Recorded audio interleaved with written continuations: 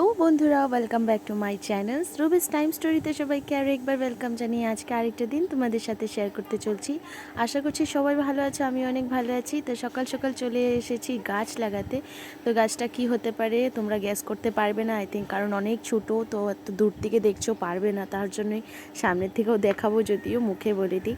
এটা হলো নীলকণ্ঠ ফুলের গাছ। তো নীলকণ্ঠ ফুলের গাছের একটা চারা আমার শাশুড়ি মা এনে দিয়েছে, বলেছে লাগাতে, কারণ এই গাছটা আমার অনেক দরকারি বাবার জন্য। বাবাই সরস্বতী মাকে পুজো করে, তো তার জন্য সরস্বতী মার জন্য আর কি আমি নীলকণ্ঠ ফুলটা খুব দরকারি আর কি, এই ফুলটা মাকে দেওয়ার জন্য। তো এই গাছটা আমাদের বাড়িতে নেই, তো সেই জন্য আর কি এই গাছটার একটা চারা এনে লাগাচ্ছি। জানি না বড় হবে, বাঁচবেও কিনা, বড় হবেও কিনা, ফুল পাবো কিনা। তো চলো, কোনো ব্যাপার না, লাগিয়ে দিলাম আর কি। এই যে গাছটা দেখো, এত কুটি মুটি গাছটা, একদম ছোট্ট চারা আর কি।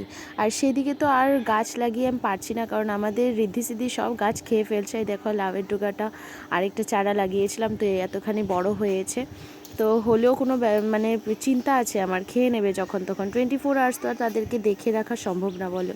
এদিকে আমার পুঁই ডোগাটা অনেক বড় হয়ে গেছে, তো এই গাছটা আর খেতে পারে না, কারণ অনেক উঁচাতে, তো তার জন্য চলে আসলাম রান্নাঘরে। কিন্তু হ্যাঁ, স্নান করে নিয়েছি আমি আগে, যদিও আজকে একটা প্ল্যানিং আছে, তার জন্য আর কি মাথাটা আমার দেখতে এমন বিকট লাগছে, মানে শ্যাম্পু করা আর কি মাথা, তো শুকিয়ে টুকিয়ে মাথা শ্যাম্পু করে আর তেল টাল কিছু দেওয়া হয়নি, ডাইরেক্ট আমি রান্নাঘরে চলে এসেছি, সিঁদুরটা অল্প পরে আর কি। আর রান্না ঝটপট করব। তো এদিকে ফুলকপি আর আলু একটু বয়েল বসিয়েছি, আজকে বানাবো পনিরটাকে ফ্রাই করব পরে, আগে ফুলকপি আলুটাকে বয়েল করে নিচ্ছি। ফুলকপি আলু আর পনির দিয়ে একটা তরকারি হবে আর কি, সেটাই। তা আজকে রান্নাটা যেটা করছি সেটা খুব জলদি রান্না বসিয়ে দিয়েছি, কারণ আমার আজকে একটু বাইরে যাবার কথা আছে, অন্য একটা প্ল্যানিং আছে। ওয়েট করে যাও, তোমাদের কাছে তো শেয়ার করব বলেই তো কথাটা বললাম, যদিও পরে বলছি। তো চলো আগে আমার কাজকর্মগুলো তোমরা দেখে নাও। তো এই যে রান্নাটা হচ্ছে, এদিকে আমি রান্নাঘরে, আর বাবাই কিন্তু বড় ঘরে পড়ছে। তো আর আমার ব্যাক ক্যামেরা করে আমি যে করছি কতটুকু রিস্কে তোমরা আজকে বুঝে যাবে। আমি এডিট করার সময় এই জায়গাটাকে পারতাম বাদ দিয়ে দিতে, কিন্তু বাদ দিইনি। তোমরাও দেখো আমি এডিটটা, ব্যাক ক্যামেরাটা যে কতটুকু কষ্ট করে ব্যাক ক্যামেরা দিয়ে ভিডিও শ্যুট করছি। ঠাস করে আমার মোবাইলটা যে কিভাবে পড়ে যায় সেটা তোমরা দেখলে, এই যে দেখো বুঝতেই পেরে গেছো যে পড়ে গেছে, উপরে ফিল্টারের সামনে রেখেছিলাম আর কি। মোবাইলটা পড়ে আমার স্পিকারে প্রবলেম দিচ্ছিলো। তো দেখো ফাইনাল লুকটা আমার তরকারি হয়ে গেছে। এই যে বরবটি আলু একটা ভাজা করেছি কালো জিরা সম্বার দিয়ে, আর এদিকে বাবার জন্য ভাত বেড়েছি, বাবাইকে খাওয়াবো। আর এদিকে ফুলকপি আলু আর পনির দিয়ে আমার ঝোলটা অনেক সুন্দর হয়েছে দেখতে, তাই না বলো? তো তরকারিটা দেখতে খুব সুন্দর, স্মেলটাও খুব সুন্দর হয়েছে। পনির তো আমি ভীষণই ভালোবাসি, পনির আমার নিরামিষ দিনে পনির আমার থাকেই, যদিও আজকে কোনো নিরামিষ দিন না, এমনিতেই পনিরটা আনা হয়েছে, সেটাই খাবো আর কি। তো চলো, রান্না অলমোস্ট কমপ্লিট হয়ে গেছে। আর বৃষ্টির দিনে ওয়েদার কি বলবো, বৃষ্টিতে আমাদের উঠানের হাল কি হয়ে গেছে তোমরা দেখতেই বুঝতেই পারছো যে কতটুকু ঝড় তুফান গিয়েছে এই কয়দিনে। তো আমাদের এখানে তো একটা প্লাস্টিক বিছানো থাকে, তোমরা আগেও দেখেছিলে, তো সেটা রোদে দেওয়া হয়েছে। তো মানুষ এসেছিল, মানুষকে ডাকিয়ে তারপর প্লাস্টিকটা উঠিয়ে রোদে দেওয়ালাম। তো এই হলো দিনের ব্যাপার। রান্না করতে গিয়ে একটা ঘটনা ঘটিয়ে ফেললাম, নখটা পুরো উল্টিয়ে গেছে, জিদের চোটে সারা নখ কেটে ফেলে দিয়েছি। দেখো ছোট ছোট করে দিয়েছি, শুধু এই হাত না, এই হাতও করে দিয়েছি। খারাপ লাগছে, নখগুলো অনেক অনেক প্রিয় আমার, বড় বড় নখ। যেটাই হোক, ইম্পর্টেন্ট কথা হলো অনেক জ্বলছে, আর না পারতে ব্যান্ডেড ছিল না ঘরে, তার জন্য আমি ব্ল্যাক টিপ লাগিয়ে দিয়েছি। দেখো ব্ল্যাক টিপ, রক্ত বের হচ্ছিল, আর কাপড় লাগালে কাপড় আবার ভিজে যাবে রক্ত, তার জন্য ব্ল্যাক টিপ লাগিয়ে দিয়েছি। ভীষণ পেন করছে, ভীষণ পেন। আজকে আবার পার্লারে সকাল সকাল ফোন করে আমি ডেট নিলাম, মানে চুল স্ট্রেট করতে যাব বলে সকাল ফোন করেছিলাম। তো যাব এখন যাব বলতে নখের এটা খুলে নিয়েছি, নখটা যে দেখতে বুঝেই যাচ্ছে হয়তো, অনেক মানে ব্র্যান্ডেড, এটা খুলে দিয়েছি, ব্ল্যাক টিপটা লাগিয়েছিলাম যে সেটা খুলে দিয়েছি। আর পার্লার যাব দুপুর দিকে, যাব 2টার পরেই যাব, গেলে তোমরা দেখতেই পাবে। তো চলো এখন আমি যাব একটু ফ্রেশ হব, সকালে স্নান করেছি যদিও, এখন একটু অস্বস্তির গরম লাগছে। তো চলো আর একটু পরে আবার দেখা হচ্ছে।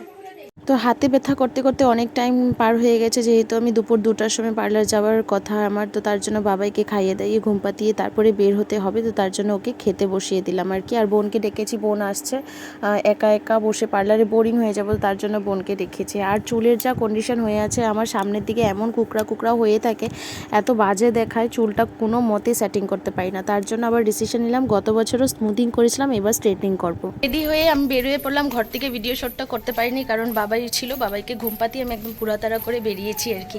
তো সাথে আছে আমার বোন, বোন মানে যাবে আমার সাথে পার্লারে। ও অ্যাট প্রেজেন্ট একটু অসুস্থই আছে, শরীরটা একটু খারাপ আর কি, অনেক উইক।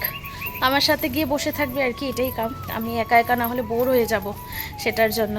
তো চলো, আর যে নোকটা এখন একটু বর্তমান ঠিক আছে, আবার একটা ওই ব্ল্যাক টিপটা খুলে ব্যান্ডেড লাগিয়েছি। তো চলো পার্লারে গিয়ে আবার দেখা হবে।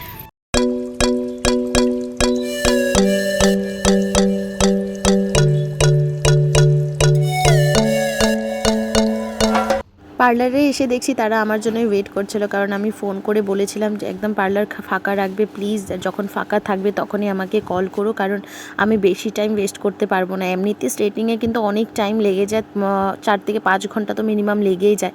তো তার জন্য এই ঘন্টাটা তো লাগবেই যতটুকু প্রসেসিংয়ের সময়, কিন্তু এর চেয়ে বেশি আমি ওয়েট করতে পারবো না। আগে কাস্টমার এসে বসেছে, কাস্টমারের জন্য আমি ওয়েট করবো, এটাও হবে না। তো তার জন্য আমি পার্লারে, আমার ফ্রেন্ডেরই পার্লার, তো ফ্রেন্ডকেও বলেছি যে একটু ফাঁকা থাকবে তখনই আমাকে ডেকো। তো সেটাই হচ্ছে আর কি ব্যাপারটা। তো সবাই চলো, আমার প্রসেসিংয়ে স্টার্ট হয়ে গেছে। আগে তো হ্যান্ড ওয়াশ করালো, তোমরা দেখতেই পেলে, আর ক্রিম লাগাচ্ছে এখন। আর বোনও চলে যাবে একটু পরে, বোনের ঘরে যাবে, একটু কাম আছে। তো তার জন্য ও 4 থেকে 5 ঘন্টা বসে থেকে এখানে লাভ নেই। তো সেকেন্ড টাইমও আমার ওয়াশ হয়ে যাচ্ছে, দেখো। ফার্স্ট টাইম ওয়াশ তো দেখলেই, সেকেন্ড টাইম ক্রিম লাগিয়ে লাগানো হওয়ার পর আবার ওয়াশ করিয়ে দিল। ততক্ষণ বোন আছিল, সেই জন্য তোমরা দেখতে পেলে। মিডিলে আর প্রসেসিং তোমরা দেখতে কিছু পাওনি, কারণ বোন ছিল না, তো ভিডিও কে করবে। তো চলো, স্ট্রেটনিংয়ের কাজ চলা হচ্ছে বর্তমান। আর কতক্ষণে ঘরে যাই সবটাই তোমরা, সব ব্যাপারটাই জানতে পারবে। আর চুলের হাল আমার এত কন্ডিশন খারাপ হয়ে আছে, কি বলবো, চুলগুলো ভেঙে ভেঙে যায়, জানি না কেন। উপরের অংশ থাকে আর নিচের অংশটুকু পাতলা হয়ে যায়।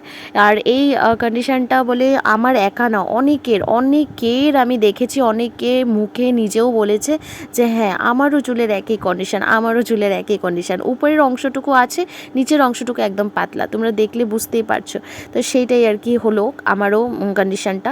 তো এটাতে হ্যারান হওয়ার কোনো ব্যাপার নেই, কারণ সবারই দেখছি একই ব্যামার এসেছে নাকি জানি না আমি, এটা কি চুলের ব্যামার নাকি আমরা স্মুথনিং করেছি আগে, তো স্ট্রেটনিং স্মুথনিংয়ে একটু তো এফেক্ট হয়ই চুলের, এটা তো বলেই লাভ নেই। তো আর এখন আমার ফ্রেন্ড বাইরে গেছে, কারণ ওর মানে একটু অসুস্থ, তার জন্য একটু বাইরে চলে গেছে। এই চুলের যেটা স্প্রেটা, মানে ক্রিমের যেটা মানে স্মেলটা, এটা সহ্য করতে পারছে না, তো তার জন্য আর কি। আর চুলটা দেখো অলমোস্ট হয়ে গিয়েছে, এত শাইনিং দিচ্ছে তার না বলে। আর তারপরে আমি কি বলবো, পার্লারে এত এনজয় করেছি বলার মতো না, বাপ রে বাপ।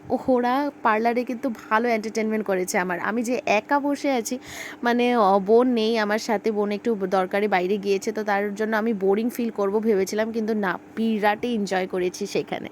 তো ফাইনালি ঘরে এসে পড়লাম, 2:30টার সময় গিয়েছিলাম, আর 7টা বেজে গেল। দেখো পার্লার থেকে আস্তে আস্তে অনেক লেট হয়ে গেছে। আর কেমন চিপকু লাগছে তাই না? এইভাবে চিপকু ফেস তোমরা 3-4 দিন দেখতেই হবে আমাকে, কারণ 3 দিন পর হেয়ার ওয়াশ হবে। ততদিন এই 3 দিন কিন্তু জল লাগানো মানা, হাওয়া লাগানো মানা। তো কীভাবে আমি হাওয়া ছাড়া থাকবো সেটাই ভাবছি আর কি। তো চলো আজকে ব্লগটাকে এন্ড করে দিই, আবার দেখা হবে নতুন ব্লগের সাথে। ততক্ষণ সবাই ভালো থাকবে, সুস্থ থাকবে। আর হ্যাঁ, আজকে ব্লগটা তোমাদের কাছে কেমন লাগলো অবশ্যই কমেন্ট বক্সে জানিও। তো টাটা, বাই বাই বন্ধুরা, সবাই ফিট অ্যান্ড ফাইন থাকবে। দেখা হচ্ছে নেক্সট ব্লগে।